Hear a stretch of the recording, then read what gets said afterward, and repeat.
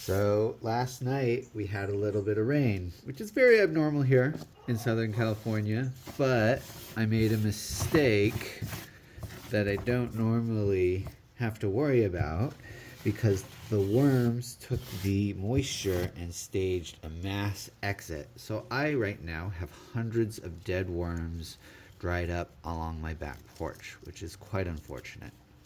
So we have some more rain in the forecast coming up. So I'm gonna get a light and put a light on these so these guys don't try to jump ship when the moisture comes in. So we're gonna check to see what the population's looking like today because we are down several hundred worms because I can see their shriveled up little bodies all around me, which is quite unfortunate. So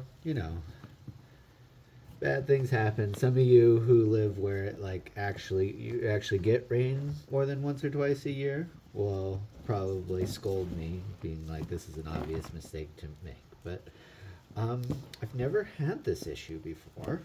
This is a first time for me. Both of my bins, the worms, a lot of the worms, did their lemming move and committed suicide by jumping over the side. So I'm going to get a light set up. That way when I have rain, they don't try to escape overnight.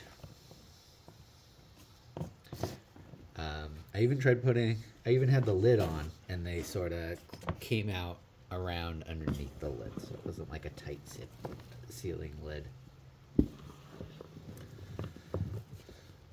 Normally I don't seal the lid at all because then it makes the inside of the bin all moist and they crawl up the sides, and sometimes they can hurt themselves by doing that. So I normally leave it cracked because the Southern California dry air, they don't like it and they stay down in the bin where it's moist. I mean, there's still a lot of worms. I mean, I still have a very, very, very healthy worm bin.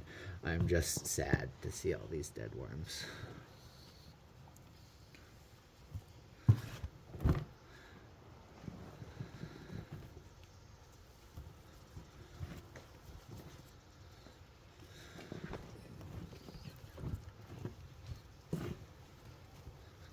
Okay, let's look to see where we fed last time to see if we have, we still got like a solid layer of worms, as many worms as anything else.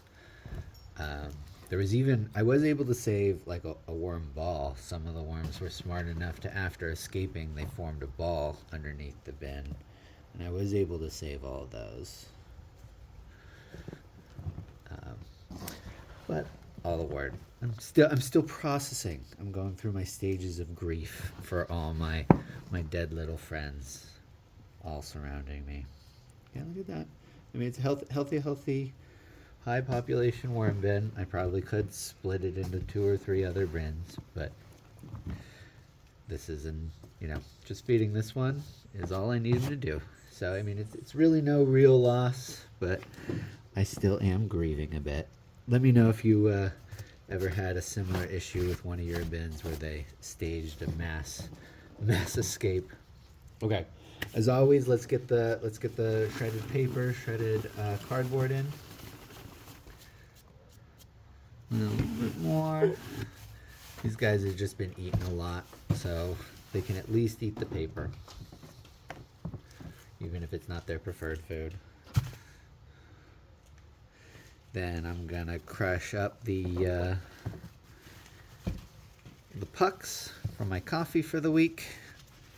It's a nice high nitrogen thing. They love it.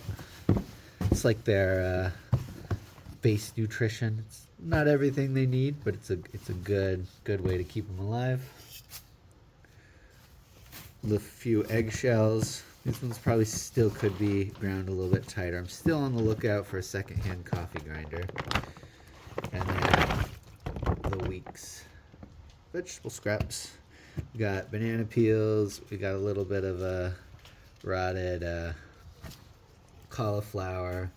We got a zucchini that we didn't quite get to. I'm going to break this up, otherwise they're going to have a hard time getting to it. Ooh. Yeah. They just have a hard time getting through the skin, so if you open it up like that, and push it soft side down, they can get to it way easier, and they'll go through a lot faster.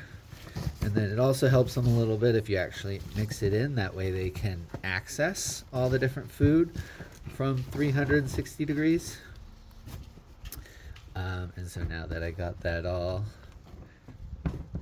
I'm just gonna tuck it back in under the castings and my worms, and they can dig straight down, get some more food, take care of a little bit of my extra food scraps, and they're good to go. See you guys next week.